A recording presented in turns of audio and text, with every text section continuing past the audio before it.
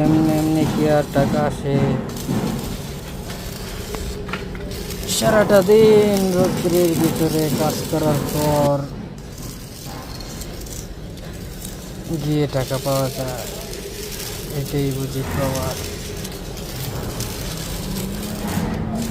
মানুষ মনে করে মানুষ মনে করে অনেক সহজে মনে হয় টাকা পাওয়া যায় প্রবাসে। সারাদিন অক্লান্ত পরিশ্রম করার পর পরিবারের সুখের জন্যই টাকা উপার্জন করে, তাও দিন শেষে সবার কাছে এই দোষী থাকে শুধু এই প্রবাসীরাই।